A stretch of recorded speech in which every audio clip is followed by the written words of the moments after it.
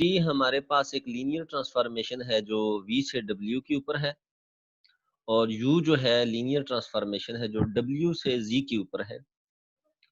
और हम further suppose करते हैं कि बीटा प्राइम और बीटा डबल प्राइम ये जो है ऑर्डर्ड बेसिस हैं for the vector spaces V, W and Z। और हम ये कहते हैं कि जो T की जो लीनियर ट्रांसफॉर्मेशन उसकी मैट्रिक्स है वो A है, और U की जो मैट्रिक्स है with respect to the basis beta prime beta double prime वो B है। तो फिर जो कंपोजिशन ऑफ लीनियर ट्रांसफॉर्मेशन होगी UT, इसकी जो लीनियर ट्रांसफॉर्मेशन होगी, इसकी जो मैट्रिक्स होगी with respect to the basis beta beta double prime वो होगी B है। कि हमने जस्ट क्या करना है कि उनकी मैट्रिसेस को हमने आपस में मल्टीप्लाई कर देना है, तो वो उनकी कंपोजिशन की लीनियर ट्रांसफॉर्मेशन। इसका प्रूफ क्या है? प्रूफ इसका सिंपल सा है। ये अगर आप देखें, ये ऊपर जो इसने कंस्ट्रक्शन की है,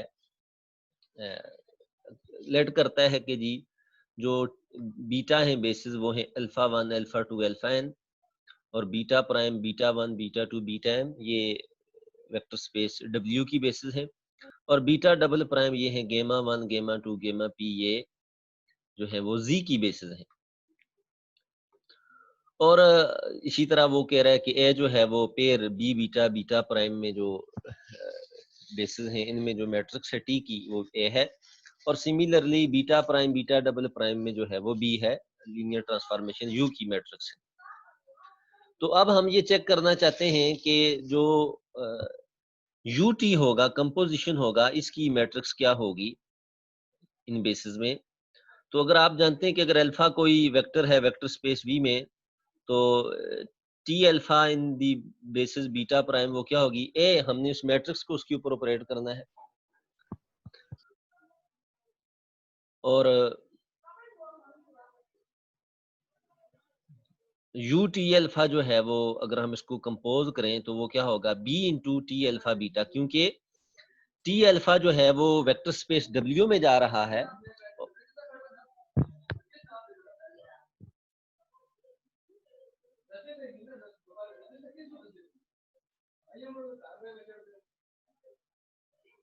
और यू जो है वो लीनियर ट्रांसफॉर्मेशन है W से Z में। तो जब टी अल्फा जो वेक्टर होगा बेसिकली ये W का होगा, इसको जब हम ऑपरेट करें तो ये Z में जाएगा। तो गया कि ये बीटा डबल प्राइम में हम इसका कॉलम अगर लिखें तो वो होगा जस्ट हमने बीटा को बी मैट्रिक्स को इसके साथ हम इस वेक्टर के ऊपर ऑपरेट करना है। सो हमारे पास ये जो यू टी जो है कंपोजिशन जो ट्रांसफॉर्मेशन, इसको अल्फा के ऊपर जब हम ऑपरेट करें बीटा डबल प्राइम में तो ये आ जाएगा बी ए, और इसको हम अल्फा बीटा के ऊपर ऑपरेट करेंगे। तो just by uniqueness of representing matrix, क्योंकि ये मैट्रिक्स ऑफ लीनियर ट्रांसफॉर्मेशन एक बेसिस में यूनिक होती है, तो वी मस्ट हैव सी जो है वो क्या होगी? बी ए होगी। और इसको हम एक और वैसे भी देख सकते हैं, फॉर एग्जांपल यू टी जो है अगर हम इसको वेक्टर स्पेस वी की जो ऑर्डर्ड बेसिस हैं उसके ऊपर ऑपरेट करें तो वो आ जाएगा you by definition of composition you of T of alpha जे, और टी ऑफ अल्फा जे क्या होगा? सम के 1 टू m ए के जे बी के, क्योंकि ये टी अल्फा जे डब्ल्यू का वेक्टर है, और इसको हम जो है वो डब्ल्यू की जो बेसिस हैं बीटा 1 बीटा 2 बीटा m के लीनियर कॉम्बिनेशन में हम लिख सकते हैं।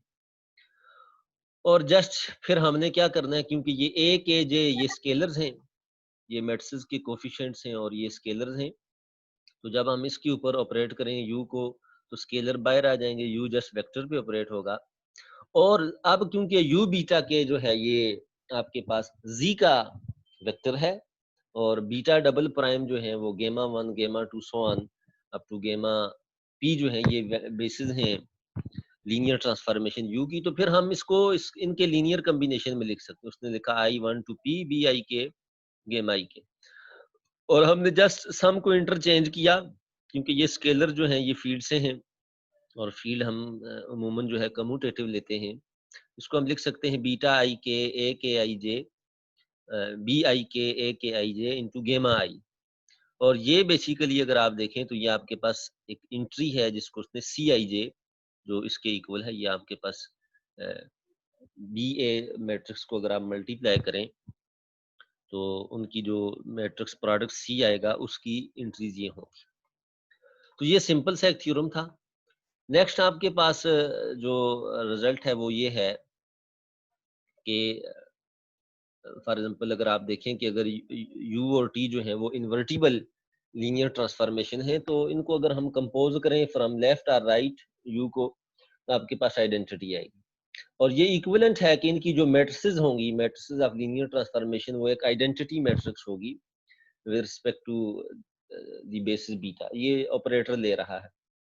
और इसी तरह अगर आपके पास कोई टी इन्वर्टिबल ऑपरेटर है, तो फिर हमने उसके इनवर्स की मैट्रिक्स हमने कैसे फाइंड करनी है कि हम क्या करेंगे, उस टी की मैट्रिक्स फाइंड करेंगे और उसका हमने इनवर्स निकाल लेना है।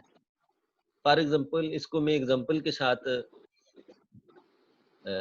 जो है वो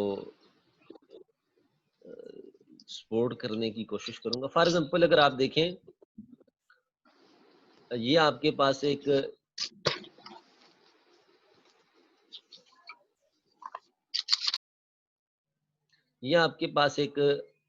जो है वो R2 से R2 में मैं एक इन्वर्टिबल लीनियर ऑपरेटर देख रहा हूं और इसकी मैं मैट्रिक्स लिखना चाहता हूं।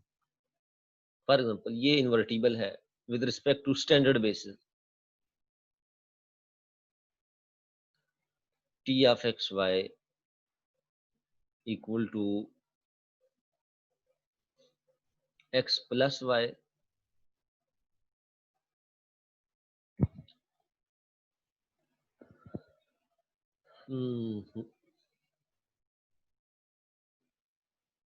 और माइनस y। अगर आप चेक करें तो ये एक इन्वर्टिबल लीनियर ऑपरेटर है, क्योंकि इसका कर्नल जो है 0 है, ये 1 to 1। अच्छा, तो अब मैं इसका जो है वो फॉर एग्जांपल आपके पास जो बेसिस हैं वो बीटा बेसिस गिवन है।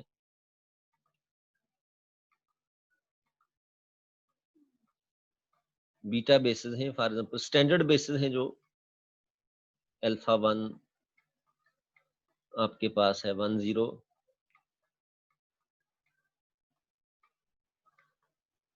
और अल्फा 2 जो है वो आपके पास है 0 1।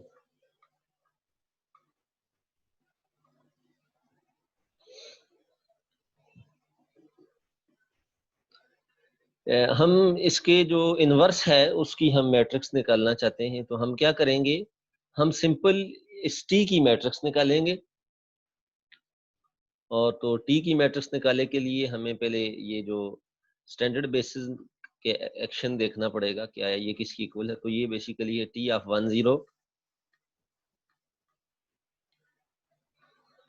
तो ये जब आप सब्स्टिट्यूट करेंगे तो ये आपके पास आ जाएगा 1 0, और इसको आप लिख सकते हैं अल्फा 1 प्लस 0 अल्फा 2। और जब टी ऑफ अल्फा 2 आप निकालना चाहें, जो बेसिकली आपके पास है टी ऑफ 0 1, तो वो आपके पास आ जाएगा जी 1 -1, जो जिसको आप लिख सकते हैं अल्फा 1 माइनस अल्फा 2। तो जो टी की जो मैट्रिक्स है इन बेसिस बीटा में, जिसको हम ऐसे डिनोट करेंगे, वो आपके पास एक 2 by 2 मैट्रिक्स होगी, जिसके एंट्रीज होंगी 1 0 1 और -1। ये आपके पास मैट्रिक्स है। तो अब हम क्योंकि अभी हमने ये पढ़ा कि जो टी इनवर्स की मैट्रिक्स अगर हम लिखना चाहें इन बेसिस में, जो इसका इनवर्स है, क्योंकि ये एक इन्वर्टिबल लीनियर ऑपरेटर है, तो वो हमने क्या करना है, जस्ट जो टी ये जो लीनियर ऑपरेटर है टी, इसकी जो मैट्रिक्स होगी बीटा बेसिस बीटा में, इसका हमने इनवर्स निकाल देना है। और ये 2x2 मैट्रिक्स आपको पता है 3x3 हो, इन जनरल अगर n/n हो उसका भी आपको इनवर्स निकालना आता है। तो ये आप अभी इनवर्स निकाल जो आप सिंपल पढ़ते हैं कोफैक्टर्स वगैरह से, इसका जो इनवर्स आएगा वो आएगा जी 1 -1 और उसके बाद आएगा जी 1 -1, ये इसका इनवर्स है। तो ये बेसिकली जो इनवर्स ऑपरेटर है बीटा, उसकी मैट्रिक्स जो है स्टैंडर्ड बेसिस में वो आपके पास ये होगी कि आपने ओरिजिनल जो ऑपरेटर होगा उसका इनवर्स लेना है और उस ओरिजिनल ऑपरेटर की मैट्रिक्स का इनवर्स लेना है। हाँ जी बच्चों, ये आपको बात क्लियर हुई?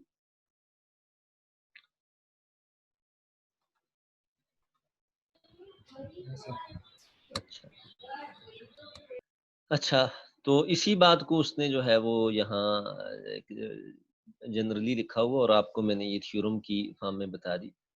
अच्छा, आगे वो कह रहा है कि अब हम इस चीज को डिस्कस करते हैं, क्योंकि अगर हम ऑर्डर्ड बेसिस चेंज कर दें, फॉर एग्जांपल अभी जो है हमने ये जो एग्जांपल की थी इसमें देखें हमने बेसिस को ऑर्डर ऐसे दिया हुआ है कि 1 0 को अल्फा 1 इसको पहले बेसिस का पहला एलिमेंट करार दिया हमने और 0 1 को दूसरा। फॉर एग्जांपल हम बेसिस को रीशफल कर देते हैं, फॉर एग्जांपल हम मैं ऐसे रख देता हूँ इन्हीं बेसिस को, तो फिर मैट्रिक्स ऑफ लीनियर ट्रांसफॉर्मेशन के ऊपर क्या इफेक्ट पड़ेगा? बेसिस तो वही है, हमने जस्ट क्या किया, रीशफल किया। तो उसके लिए ये जनरल थ्योरी हमें बता रहा है कि इस केस में हम क्या करेंगे।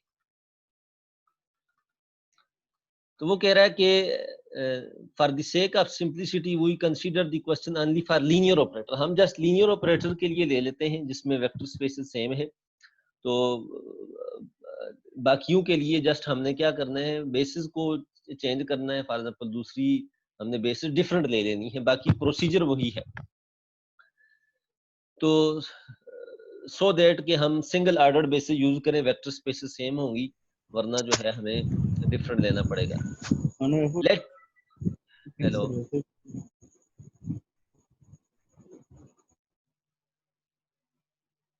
let T be a linear operator on the finite dimensional vector space। और हम सपोज करते हैं कि बीटा जो है वो अल्फा 1 अल्फा n और जो है ये बीटा अल्फा प्राइम, इसकी ऑर्डर्ड बेसिस है v की। ये लीनियर ऑपरेटर है और इसकी ये ऑर्डर्ड बेसिस है। अब क्वेश्चन ये, how are the matrices T beta and T beta prime are related? ये मैट्रिक्स कैसे आपस में रिलेट होंगी, क्योंकि बेसिस अब हमने चेंज कर दी है। तो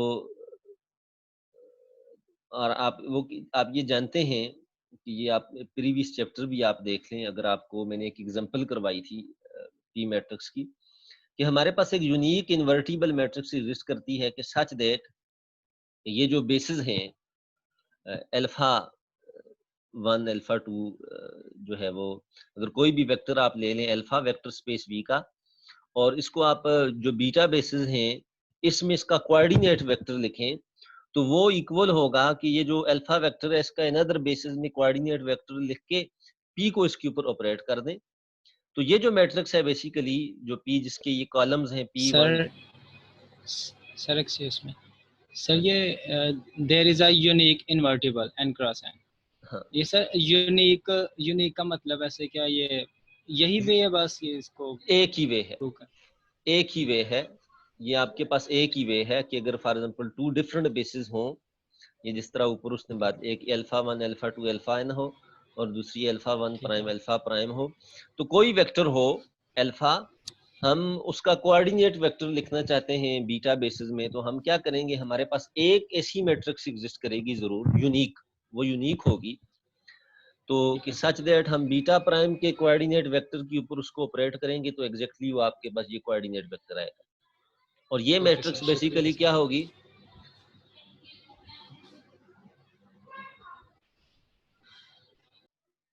ये मैट्रिक्स बेसिकली आपके पास क्या होगी कि ये जो इसके कॉलम्स हैं P1 P2 ये किसके इक्वल होंगे, ये बेसिकली होंगे ये जो बेसिस हैं अल्फा जे प्राइम, इनके हमने कोऑर्डिनेट वेक्टर लिखने हैं बीटा बेसिस में, ये बेसिकली इसके इक्वल होगा।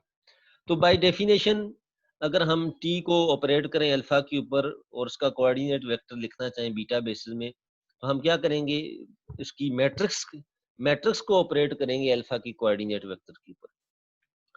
और अगेन क्योंकि अभी हमने ये कहा कि अल्फा बीटा जो है ये इसके इक्वल है इस पी मैट्रिक्स को ऑपरेट करने के, तो हम इसकी जगह लिख सकते हैं टी अल्फा इंटू पी, क्योंकि ये इसकी इक्वल अल्फा बीटा की जगह आप ये लिख सकते हैं पी इंटू अल्फा बीटा, तो आप जस्ट ये लिख दें।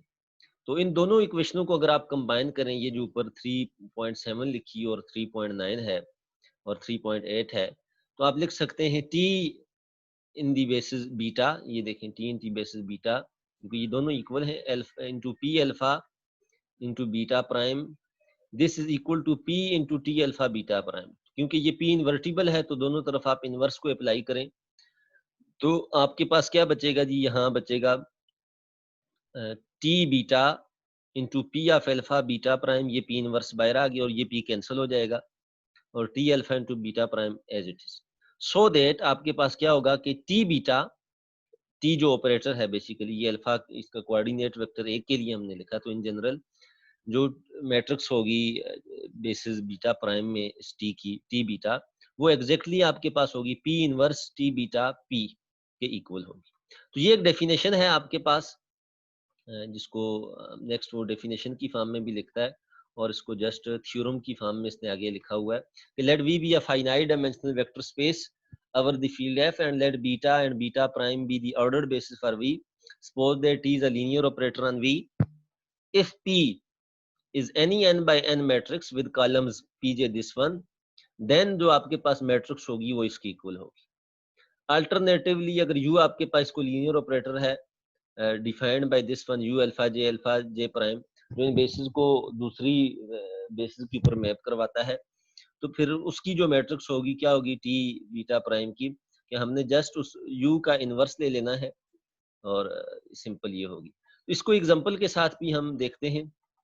फॉर एग्जांपल आपके पास ये लीनियर ऑपरेटर गिवन है, T of x1 x2 x1 0 के इक्वल है, तो आप अगर स्टैंडर्ड बेसिस में ये जो एप्सिलॉन 1 एप्सिलॉन 2 जो 1 0 0 1,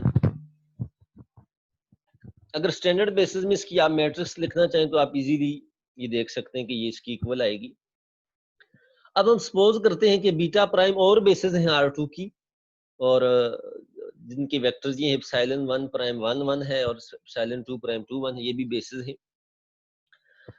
तो फिर अगर आप देखें तो एप्सिलॉन 1 प्राइम को आप इस तरह लिख सकते हैं, ये जो स्टैंडर्ड बेसिस के लीनियर कॉम्बिनेशन में लिख सकते हैं, क्योंकि ये 1 1 है, इसको तोड़ के आप 1 0 प्लस 0 1 लिख सकते हैं, तो वो बेसिकली एप्सिलॉन 1 प्लस एप्सिलॉन 2, और एप्सिलॉन 2 प्राइम जो है वो आपके पास है 2 1, जिसको आप लिख सकते हैं 2 इंटू एप्सिलॉन 1 प्लस एप्सिलॉन 2।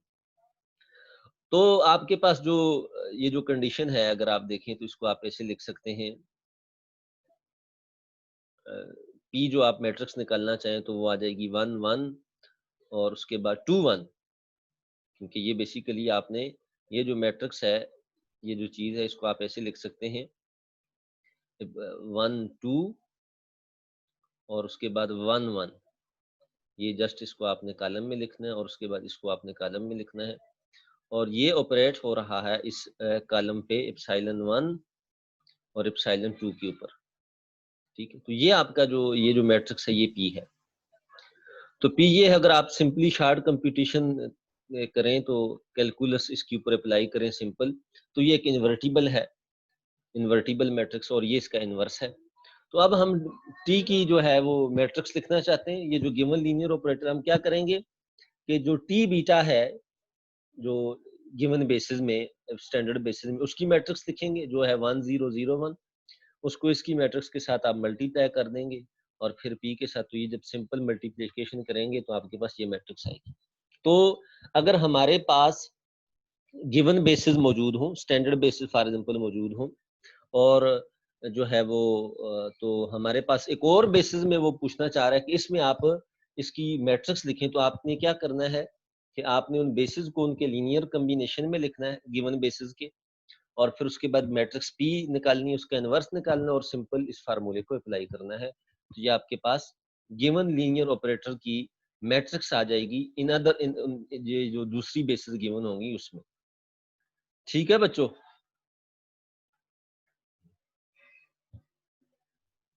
और इसी तरह ये yes sir. Example yes sir. 17 भी जस्ट इसी तरह ही की चीज है, ये भी आपने खुद देख लेनी है। इसमें जस्ट उसने लीनियर ऑपरेटर जो है डिफरेंशिएशन ऑपरेटर चेंज किया। अच्छा, ये जो चीज हम पढ़ रहे थे इसका मतलब क्या है, इसका एक खास नाम है इस तरह की मैट्रिक्स का, ये डेफिनेशन है। सिमिलर मैट्रिसेस क्या होती हैं? Let A and B be two square matrices of size n over the field f of scalar। हम कहेंगे कि B सिमिलर टू है, जो B मैट्रिक्स है ये सिमिलर है मैट्रिक्स एक एक ए के साथ over the field f if there exist an invertible square matrix of size n namely P over that field f such that कि हम उस B को इस फॉर्म में लिख सकें। अगर इस तरह की मैट्रिक्स एग्जिस्ट कर जाए तो फिर हम कहेंगे कि जो है वो ए जो है वो बी जो है वो सिमिलर है ए के, और इसको मैथमेटिकली इस तरह अगर ये कंडीशन सेटिस्फाई हो जाए तो फिर हम कहेंगे कि बी जो है वो सिमिलर है ए के। तो हम इसकी कुछ एक्सरसाइजेस देखते हैं। ये कुछ क्वेश्चंस तो आपको मैंने दे दिए थे, और क्वेश्चन नंबर जो है वो आपके पास है 4। कह रहा है late V be a two dimensional vector space over the field F and let beta be an ordered basis for V if T is a linear operator on V such that the matrix of T in the given basis beta is this one. Prove that T square minus A plus D into T plus AD minus BC identity equal to 0। कि अगर आपके पास कोई linear transformation हो, linear operator हो किसी भी vector space के ऊपर, और ऑर्डर्ड बेसिस गिवन हो और उसकी मैट्रिक्स गिवन हो, तो ये कंडीशन हमेशा सेटिस्फाई होगी। और इसको आप ऐसे भी अगर आप गौर करें तो ये जो गिवन मैट्रिक्स है इसके डायगोनल को ऐड करें तो a प्लस डी, ये लिखा हुआ a plus D into T, और उसके बाद ये इसका डिटर्मिनेंट है A D minus B C, जो उसने आगे कोफिशिएंट की फॉर्म में लिखा है। इसको आप ऐसे भी लिख सकते हैं। और ये जो डायगोनल की एंट्रीज को जब हम ऐड करें, ऐड करने से जो वैल्यू आती है उसको कहते हैं ट्रेस ऑफ ऑपरेटर, और बाकी डिटर्मिनेंट से आप वाकिफ हैं। तो ये आपने प्रूव करना है। जस्ट सिंपल सा क्वेश्चन है कि आपने जस्ट कंपोजिशन लेनी है और फिर a प्लस डी को t के साथ मल्टीप्लाई करना है, A D minus B C को आइडेंटिटी के साथ, और फिर इनको ऐड करना है तो 0 आएगा एक बार। क्वेश्चन नंबर 5 आपके पास ये है कि आपके पास एक लीनियर ऑपरेटर है R3 के ऊपर, 3 डायमेंशनल स्पेस के ऊपर, और स्टैंडर्ड बेसिस में उसकी मैट्रिक्स भी आपको दी गई है।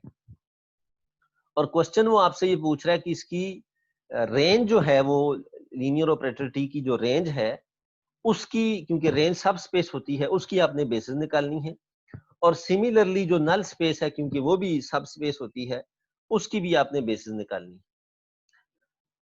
क्वेश्चन नंबर 6 जो है वो जो आज की ये तो पुरानी चीजें थी जो हम पहले पढ़ चुके हैं। ये क्वेश्चन नंबर 6 आज की थ्योरी से रिलेटेड है। कह रहा है कि आपके पास एक लीनियर ऑपरेटर R2 के ऊपर गिवन है। पहला काम तो आपने क्या करना है, जो R2 की स्टैंडर्ड बेसिस है उसमें इसकी मैट्रिक्स लिखनी है। और दूसरा काम क्या करना है कि अगर आपकी बेसिस ये चेंज कर दी जाए, फॉर एग्जांपल अब बेसिस स्टैंडर्ड के बजाय हम ये ले रहे हैं अल्फा 1 अल्फा 2 और अल्फा 1 और अल्फा 2 ये है, तो इसमें इसकी मैट्रिक्स लिखें। इसकी एग्जांपल मैंने अभी आपको करवा दी कि अगर आपके पास कोई नई बेसिस हो तो फिर आप गिवन उस ऑपरेटर की उन न्यू बेसिस में कैसे मैट्रिक्स लिखेंगे, ये भी आपको पता है। और क्वेश्चन नंबर सी जो है वो कह रहा है कि अगर ये जो ऑपरेटर है इसमें से सी आइडेंटिटी, सी स्केलर है और आइडेंटिटी आपके पास आइडेंटिटी ऑपरेटर है, इसको हम माइनस कर दें तो किस रियल नंबर सी के लिए ये ऑपरेटर जो है इन्वर्टिबल होगा।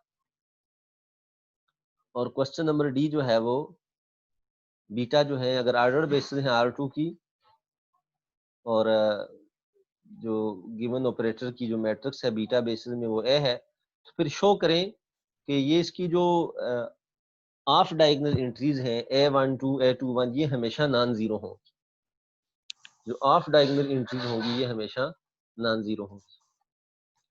और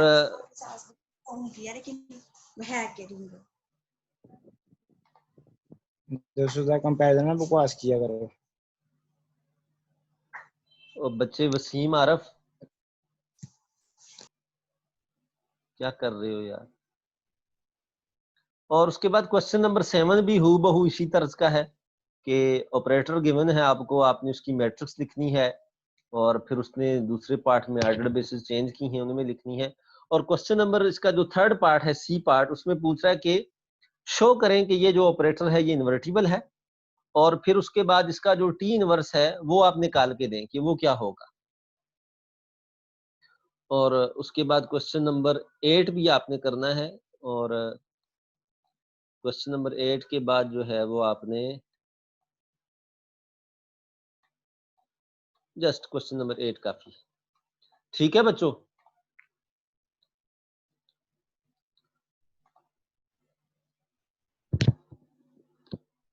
हेलो।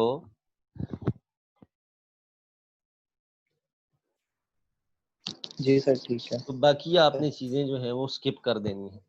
तो आज जो हम चलते हैं आगे, जो हमारा फर्दर टॉपिक है वो है लीनियर फंक्शनल से रिलेटेड, कि फंक्शनल क्या चीज होती है। हाँ जी बच्चों, क्लास में कोई बच्चा मुझे बता सकता है कि फंक्शनल क्या चीज होती है?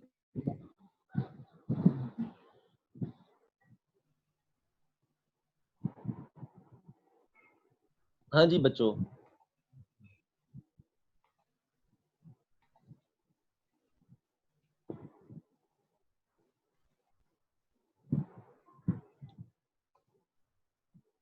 हेलो।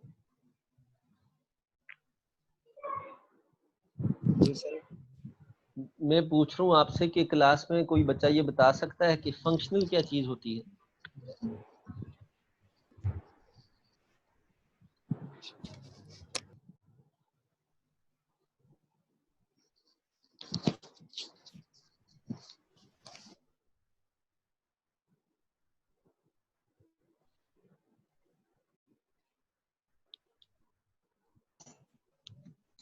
सर नहीं आइडिया हो रहा फंक्शन किस बेस पे सर। अच्छा चलें ठीक है। तो आज हम एक नई चीज पढ़ते हैं, ये गालिबन आपने पढ़ा भी होगा, कि अगर हमारे पास जो है वो वेक्टर स्पेस वी हो, अवर the field F of scalars,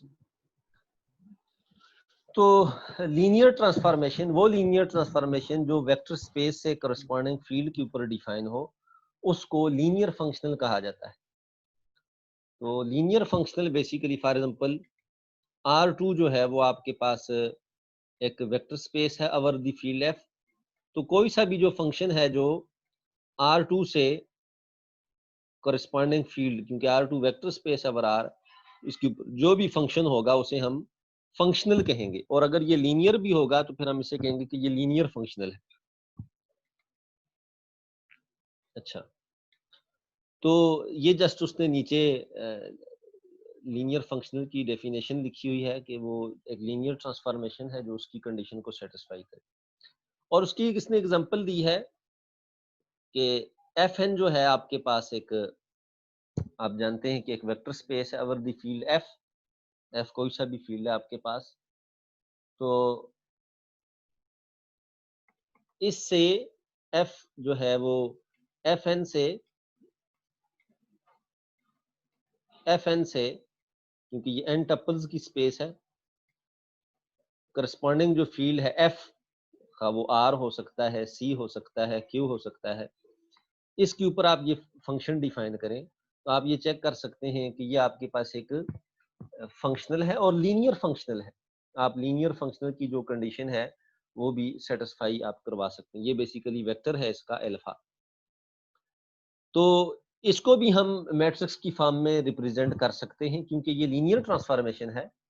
और अगर हमारे पास स्टैंडर्ड बेसिस गिवन हो तो हम उसको लिख सकते हैं। तो अगर आप चेक करें तो ये एफ एन की जो स्टैंडर्ड बेसिस हैं वो आपके पास है epsilon 1, epsilon 2, so on epsilon N, N basis हैं। और ये एप्सिलॉन 1 क्या है कि फर्स्ट पोजीशन पे इसकी एंट्री 1 है और बाकी सारे कंपोनेंट्स इस टपल के क्या हैं, 0 है। तो जब आप एफ ऑफ एप्सिलॉन 1 करेंगे तो आपके पास क्या बचेगा जी? गोया कि आपने x1 की जगह 1 रखना है, बाकी सारे 0, तो आपके पास एग्जैक्टली बचेगा a1। और सिमिलरली A1 बचेगा, और सिमिलरली आप एप्सिलॉन 2 पुट करेंगे तो A2 आएगा, और इन जनरल आपके पास f ऑफ एप्सिलॉन j आपके पास AJ होगा जब j 1 से लेके n तक होगा। तो हर लीनियर फंक्शनल वो आगे वो थ्योरम भी हमें पढ़ाएगा कुछ इस चैप्टर में तो नहीं, अगले चैप्टर्स में, कि जो भी लीनियर फंक्शनल fn के ऊपर डिफाइन है वो बेसिकली इसी फॉर्म का है, इसी फॉर्म का है, और ये A1 A2 n स्केलर्स है। तो ये हम देख भी सकते हैं क्योंकि अभी हमने देखा कि अगर AJ को हम ऐसे डिफाइन करें f ऑफ एप्सिलॉन j और इसकी लिनियरिटी को यूज करें तो f ऑफ x1 को आप लिख सकते हैं f into sum xj epsilon j, क्योंकि ये टपल है, n टपल है x1, इसको अगर आप तोड़ के लिखना चाहें तो ऐसे लिख सकते हैं x1 एप्सिलॉन 1, क्योंकि एप्सिलॉन 1 1 0 0 0 है, प्लस सो ऑन, इसी तरह xn एप्सिलॉन n, और इसी को उसने तोड़ के लिखा हुआ है सम j1 टू n, j1 से लेके n तक है, और xj एप्सिलॉन j,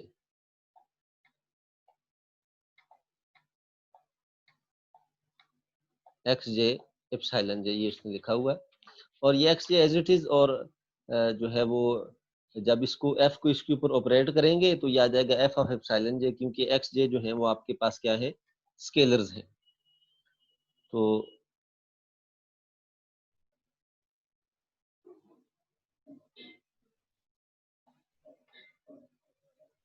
तो बताने का मकसद ये है, और f ऑफ एप्सिलॉन j आपके पास aj है, तो गोया कि कोई सा भी फंक्शनल है वो इसी फॉर्म का है, ये a1 x1। ये देखिए हमने जनरल फंक्शन कोई लिखना चाहा कि अगर हमारे पास स्टैंडर्ड बेसिस हो, तो ये एक एग्जांपल है लीनियर फंक्शनल की। और फिर उसके बाद ये जो ट्रेस है, ट्रेस मैंने अभी आपको बताया कि space of all square matrices के ऊपर आप एक फंक्शन डिफाइन करें जिसको TR से उसने डिनोट किया है, जिसको TR से डिनोट किया है। तो आप जो मैट्रिक्स है, कोई सी भी मैट्रिक्स ले लें, उसकी जो मेन डायगोनल की एंट्रीज हैं उनको सम कर दें, तो ये भी आपके पास एक फंक्शनल है, और ये लीनियर फंक्शनल है, और लीनियरिटी आप इसकी नीचे यहाँ देख सकते हैं। तो बच्चों आप दोबारा लॉग इन करें, हम जो है वो नेक्स्ट स्टार्ट करते हैं।